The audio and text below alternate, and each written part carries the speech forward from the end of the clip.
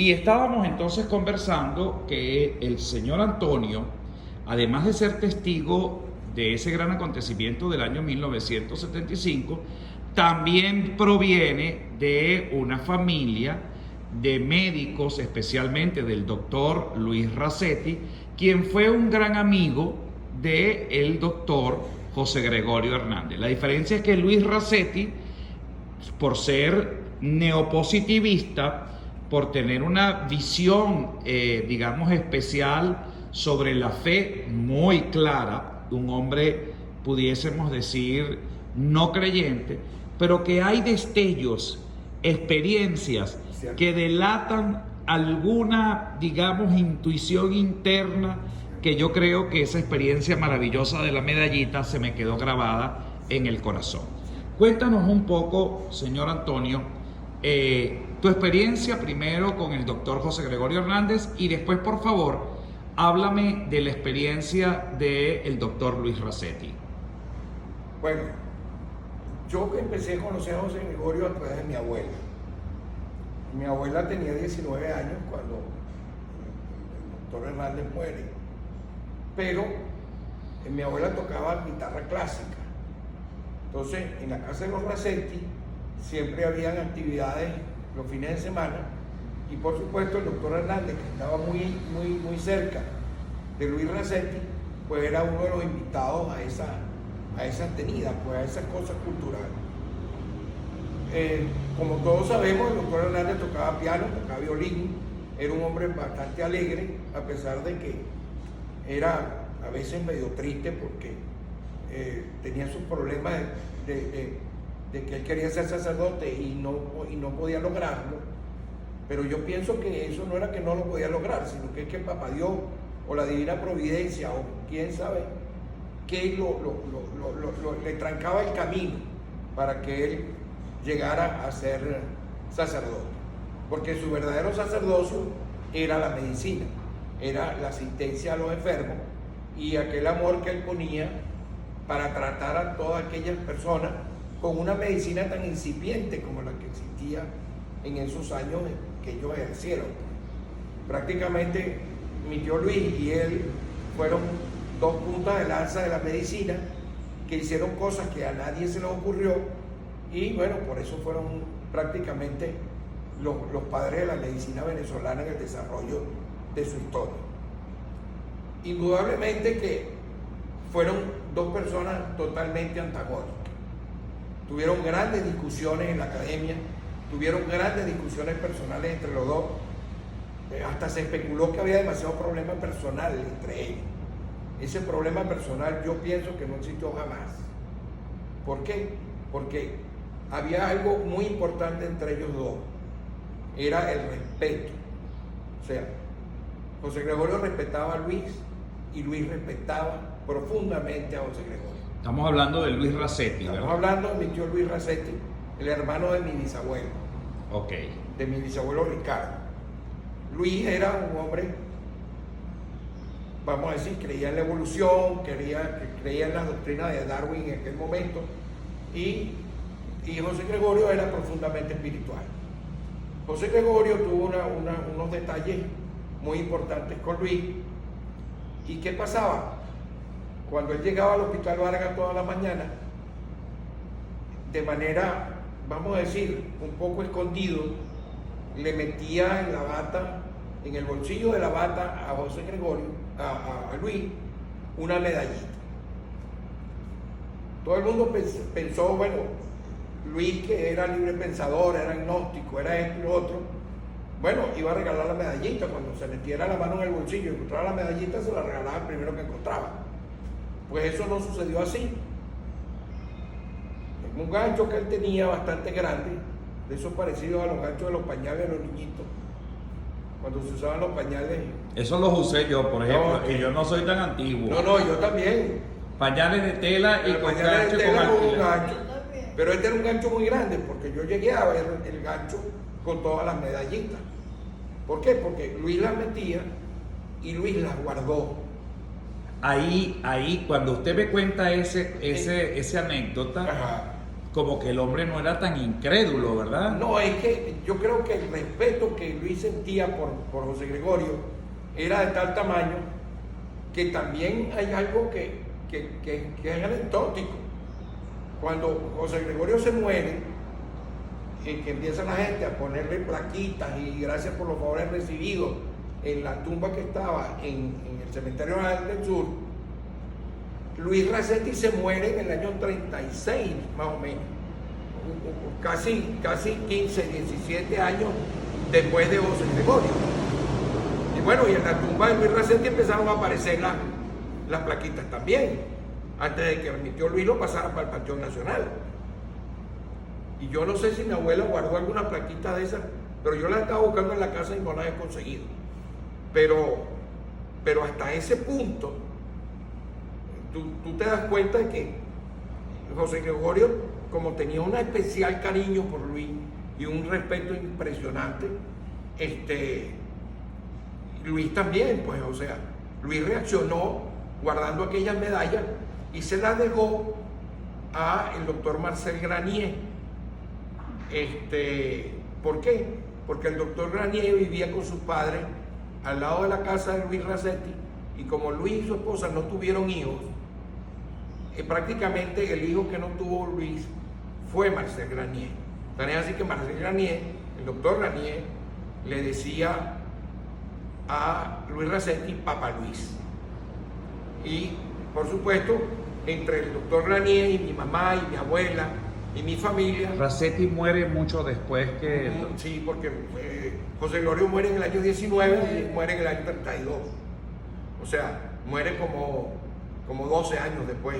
Así es. Más o menos, ¿no? Porque cuando muere José Gregorio tiene 54 años. Y Racetti muere como de 64, 65 años más o menos. Los dos mueren jóvenes, definitivamente. Y mi papá abuelito Ricardo muere en el mismo año que Luis. Los dos hermanos mueren en el mismo año, con unos meses de diferencia. Y esa situación... Después de la muerte de José Gregorio, Racetti, ¿se le conoce algún comentario? ¿Participó del funeral? No sabemos nada a ciencia cierta, ¿verdad? No, yo pienso que, o sea, cuando llevaron a José Gregorio, que es la historia que me contaba mi abuela, cuando llevaron a José Gregorio después del accidente, quien lo recibe en el Hospital Vargas es Luis. Wow. ¿No? Y él estaba aún todavía con vida. O sea, el doctor José Gregorio Hernández llega con vida. Llega con vida al Hospital A pesar Vargas. de que yo oí el comentario de que los médicos o los patólogos dijeron que la muerte había sido instantánea. Yo tengo por mi abuela, que me contó que cuando llevan al doctor Hernández después del accidente y entra al Hospital Vargas, que lo recibe Luis lo recibe con vida. Claro, fíjense que es contradictorio, ¿no? Qué interesante. No tenía conocimiento, o sea, porque el golpe que recibió en la cabeza fue demasiado grande.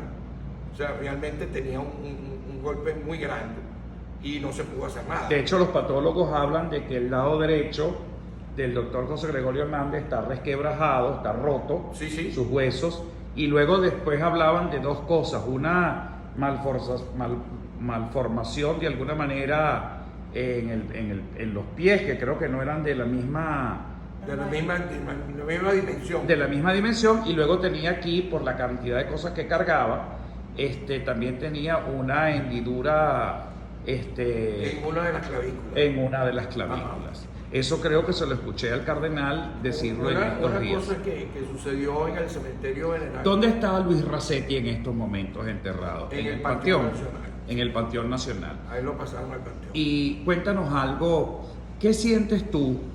Sé que eres un gran devoto, porque me imagino que el estar en el año 75 en la primera exhumación y en la segunda exhumación ahora te convierten a ti en el único personaje.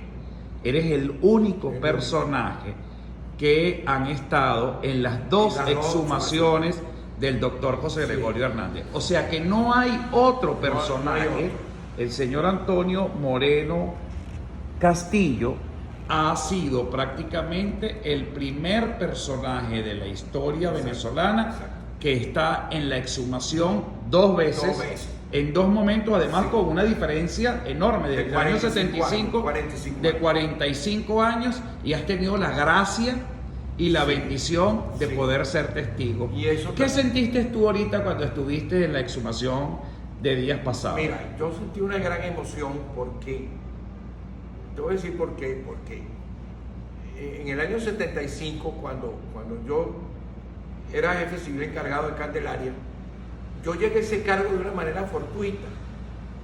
O sea, a mí no me correspondía ese cargo, porque yo era adjunto del director de Civil y Política y había llegado ahí también de una manera muy casual, con una conexión entre las personas que se fueron uniendo a medida que fueron apareciendo.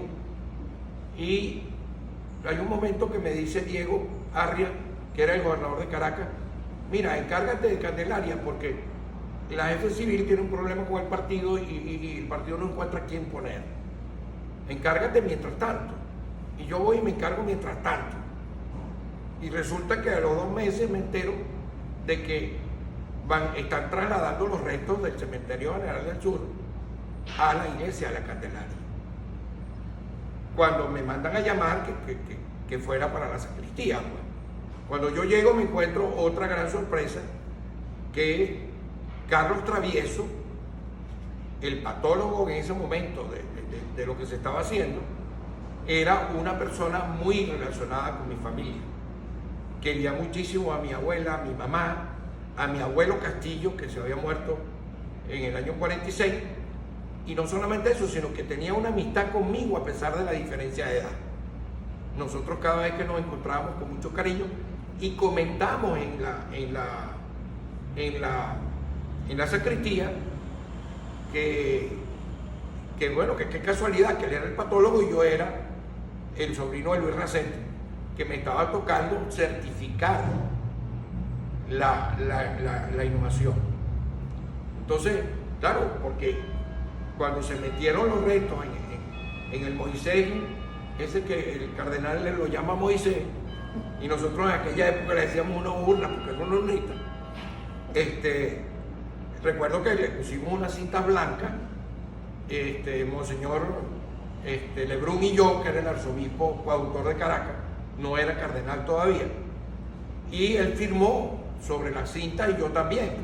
Él puso su sello y yo puse el mío como jefe civil de Candelaria, y certificamos que los restos que estábamos poniendo ahí eran del doctor José Gregorio Hernández, porque los restos se habían desvanecido un poco cuando tomaron el aire, porque cuando sacaron la urna del Cementerio General del Sur, el esqueleto estaba completo y la urna estaba completa, pero cuando le pegó el aire, el esqueleto se desarmó, o sea, se aplanó, o sea, las vértebras se aplanaron todo y la parte de la cabeza se desmoronó, que es un poco la tierra que aparece al lado en la inhumación del año 75, al lado de la urnita hay un montón de tierra, que eso es parte de los restos de eso que se desmoronó.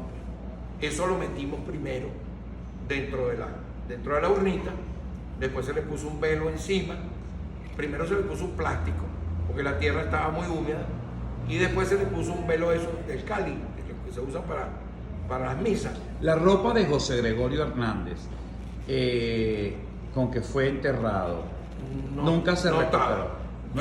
Yo creo que en los restos, yo creo que se metieron unos botones. ¿Y sabemos si esos están ahorita? Yo no lo sé porque no pude ver. Yo quise verlo, pero no pude, porque como ya los médicos y los patólogos habían tomado posesión de la urna y se la llevaron adentro. Fue lamentable porque teniendo un testigo ocular. No me dejaron ver el contenido de lo que era, pero sí recuerdo que habían unos botones o algo, no sé, pero se puede buscar porque están ahí, pues, están ahí. Qué increíble. Le quisiera preguntar también algo en relación a la exhumación de después de 45 años y poder reencontrarse con lástima que no pudo mirar qué fue lo que realmente, si lo que dejó hace 45 años estaría todavía allí presente. Yo me imagino que sí, porque eso se conservó muy bien, se guardó muy bien y la cripta se hizo profunda. O sea, la cripta no era tan superficial.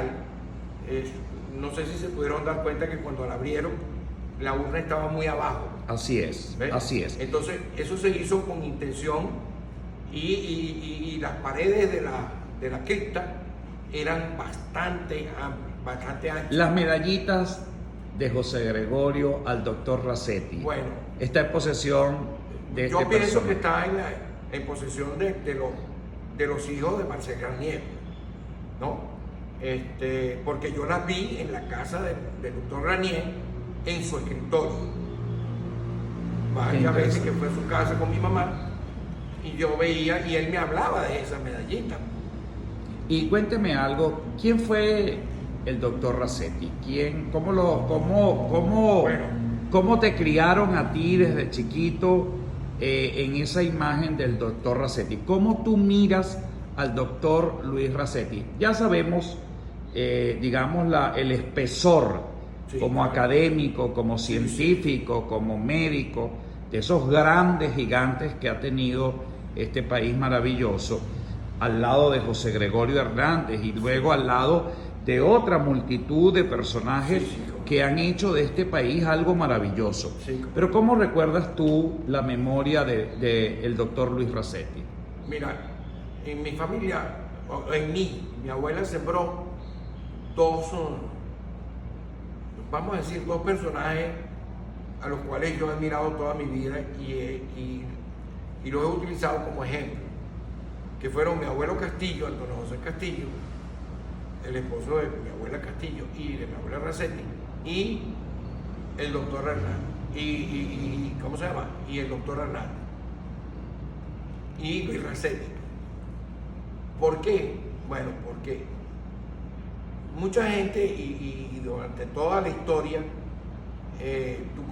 uno ve que el sabio Rasetti para acá y el sabio Rasetti para allá. Y un día mi papá me dijo, él no era ningún sabio, él lo que pasa es que hacía cosas que los demás no se atrevían. Y era cierto. Mira, Luis Rasetti en una operación se fue la luz y dejó una tijerada adentro a un paciente, y ese paciente falleció. Y lo peor del cuento es que el paciente era hijada de él. Y eso es una historia que me contaron a mí que le ocurrió a Luis. Y a Luis le ocurrieron muchísimas cosas. ¿Por qué? Por ese empeño que él tenía en ir contra viento y marea a demostrar que lo que él estaba diciendo era cierto y que lo que él estaba aseverando como científico era cierto. Tan es así que, bueno, hay libros y monografías de monografías hechas por todos sus compañeros, y por algo fue, bueno, el secretario perpetuo de la academia, y la mayoría de los hospitales venezolanos llevan el nombre de él, y la escuela de medicina lleva el nombre de Luis Rasetti. O sea, la escuela de medicina principal de Venezuela, que es de la Universidad Central de Venezuela, así como la parte de fisiología lleva el nombre de José Gregorio, la parte de la escuela de medicina lleva el nombre de Luis Rasetti. Yo recuerdo que hace unos meses el cardenal nos pidió de alguna manera no olvidar a todos esos médicos que están alrededor del doctor José Gregorio Hernández, porque si bien es cierto, no murieron en perfume de santidad por ser no creyentes, no menos cierto, él los llamó una especie de santos laicos, es decir, unos santos que no son creyentes, pero que sin embargo fueron de esos ilustres personajes que abonaron realmente con su talento, con su conocimiento y también con su ejemplo parte de nuestra historia contemporánea. No, y el ejemplo de José Gregorio en ese grupo, en ese mundo, fue muy grande, pues, porque es lo que dice Ana de la fe que tenía él y de la religiosidad que él transmitía. Luis Racetti se casa, ¿verdad? Sí, cómo no. ¿Con quién se casa Luis Racetti? Él se casa con Luisa Guardia. Y ellos no tuvieron hijos. No tuvieron hijos. Y Luis Racetti, tu proveniencia de Luis Racetti es por alguno de los hermanos de... Claro, por Ricardo, que era ingeniero, era hermano de Luis. O sea, Y es tuyo, bisabuelo, tu bisabuelo. es mi bisabuelo. Qué bueno. Bueno, hemos tenido acá a estos dos grandes personajes, testigos de la fe. Cuéntanos un poco algo más sobre tu experiencia. Fíjate, realmente hay otro testigo que está vivo. Lo que pasa es que no está en Venezuela. Ese testigo es Eduardo Poleto Múraga, que era comisionado del gobernador en ese momento, del doctor Diego Arre, y estaba conmigo en la jefatura de Candelaria cuando nos llamaron de la sacristía y él me acompañó. Entonces, estamos vivos, el padre Conde, o sea, Monseñor Conde, que era un poco mayor que yo, que en la fotografía se ve mucho más joven, y Eduardo, que está parado al lado mío, ¿no? Él sale en esa célebre foto. Él sale en la foto detrás del doctor Travieso y al lado mío. Que son tres. Pero tú eres el único que has estado en las dos. Ah, sí, claro. Yo soy el único que tengo el privilegio. Y una cosa que a mí siempre me ha llamado la atención y me ha llevado por dentro es lo siguiente, de que yo pienso que esta posición que yo estoy jugando en este momento, primero la providencia, Papá Dios o lo que fuera, yo soy muy creyente, ¿no? Pero yo creo que la intervención de José Gregorio es indudable. O sea, él tiene que haber pensado, este señor tiene que ser el indicado para que sea mi testigo. Porque es que la casualidad... Yo te creo. Mira, yo te creo, Antonio, porque además... El padre Baños fue mi director del colegio.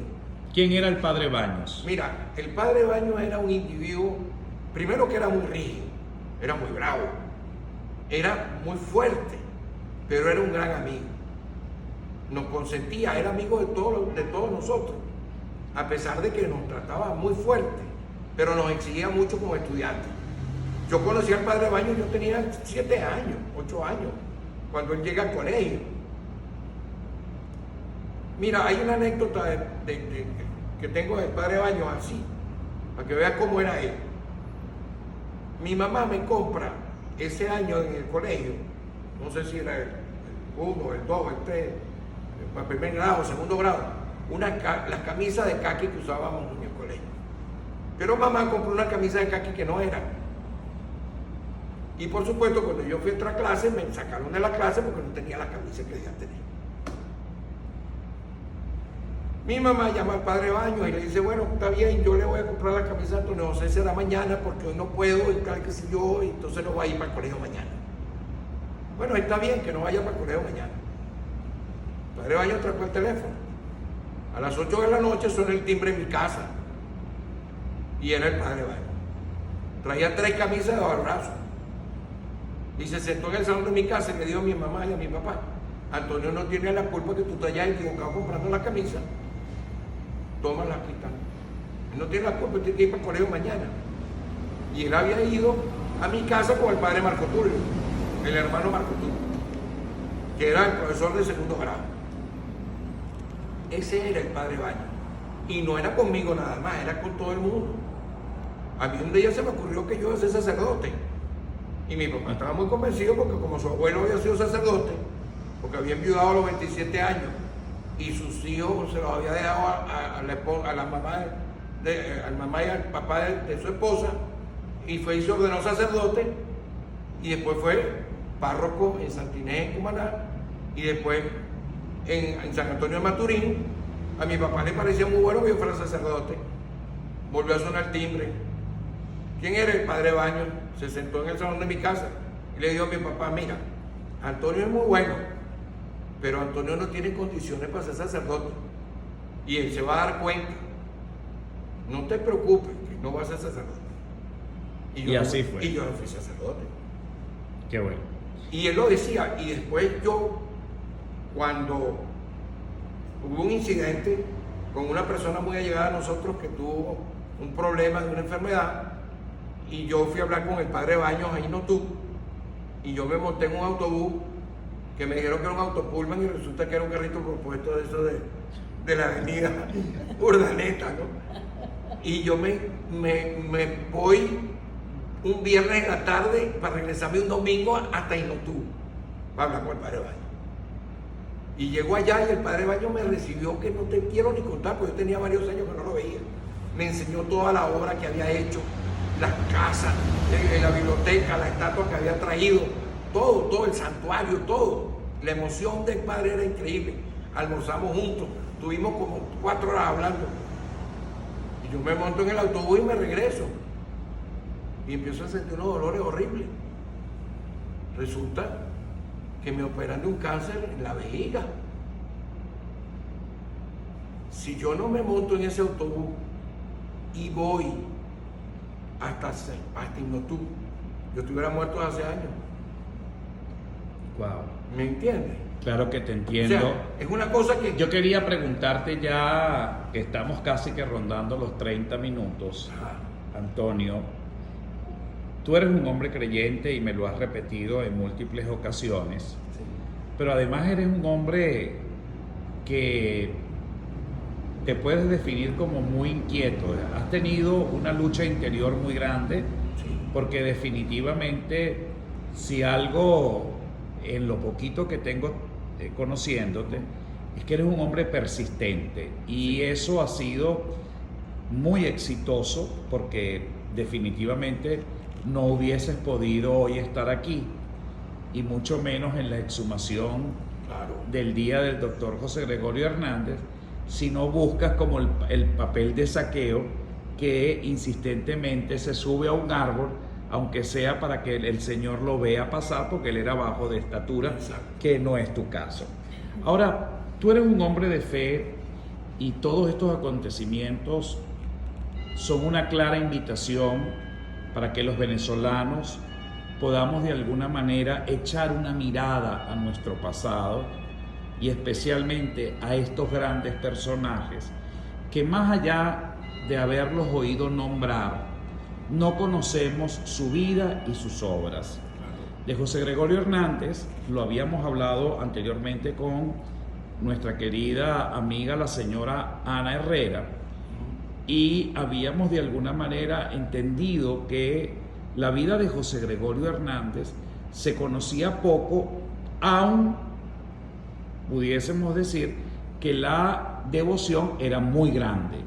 Es decir, conocíamos a José Gregorio Hernández, pero no conocíamos prácticamente muchos de los episodios que le tocó vivir, y su beatificación ha ayudado a realmente a expandir la obra del doctor José Gregorio Hernández como un gran creyente, como un gran católico, pero además como un gran científico. Con el doctor Luis Racetti está pasando también algo similar. Pues ahorita que estás haciendo alusión a la cantidad de nombres que llevan las instituciones, hospitales, Sí, claro. dispensarios, etcétera, etcétera, el nombre de Luis Racetti, pero si a alguien le detienen en la calle y le preguntan, ¿sabes quién es Luis Racetti? Bueno, a lo mejor te relacionan o te vinculan con el hospital o la facultad, Indudable. y no con el personaje propiamente como tal. No, lo identifican como médico y como símbolo de la medicina y el desarrollo de Antonio, la medicina. hay una necesidad hoy de, digamos, de conocer un poco más la historia para empezar a redescubrir hacia dónde queremos ir en este país que está viviendo tantas dificultades. Yo creo que sí, porque nuestra historia, desde que muere el Libertador hasta hoy, es una vida de convulsión, una vida de angustia, un cambio de militares por civiles, civiles por militares, revoluciones azules, verdes, amarillas, y tú te das cuenta de que el pueblo está como abstraído de eso que va sucediendo. Tú no te explicas por qué un 18 de octubre del 45, por ejemplo, cuando el gobierno anterior había legalizado los partidos, se había normalizado la situación, estábamos saliendo de una dictadura que supuestamente decían que era feroz del general Gómez, pero si el general Gómez no le pone carácter a la cosa, todavía estuviéramos viviendo en un desorden de caudillos echando tiros. Así es. O sea, él tuvo que enseriar la cuestión y creo que fue el que hizo país, hizo Estado, creó las instituciones, creó la escuela militar, creó muchas cosas y un plan de la nación y pagó la deuda. Así como Páez pagó la deuda de la guerra y hizo una gran labor social en su primer gobierno. También lo defenestraron y lo quitaron y lo botaron y después lo volvieron a traer. Igual que a José María Vargas. A José María Vargas lo nombran presidente, a los 6 meses lo quitan. Pasan 5 meses, no, pero vamos a volver a traer porque. O sea, tú analizas la historia de Venezuela, es una locura. ¿Ves? Sin duda alguna. Entonces, claro, y seguimos en esa locura porque yo no sé, o no tomamos las cosas en serio, o no sé qué es lo que nos pasa. Bueno, con ustedes en estos momentos quisiera recordarles, estamos conversando con Antonio Moreno Castillo. Ha sido el personaje, el único personaje que ha estado en las 2 exhumaciones del doctor José Gregorio Hernández, 1975-2020. Oye, espero incrementar el récord estando en la beatificación. Y él espera no solamente la beatificación, Antonio, sino que yo me auguro que estemos también en la canonización sí, por supuesto, del doctor José Gregorio Hernández. Sí. Y también en la proliferación y en el conocimiento también de tu tío, el doctor Luis Racetti, Sí, cómo no. que pueda ser conocido, recordado y estudiado, especialmente como un ilustre venezolano. No, y yo creo que fue el personaje más cercano a José Gregorio. Qué hermoso. Fue el personaje, o sea, fueron grandes amigos los dos, a pesar de que ese antagonismo científico y el pleito era en la academia, no era fuera de la academia, no había problema.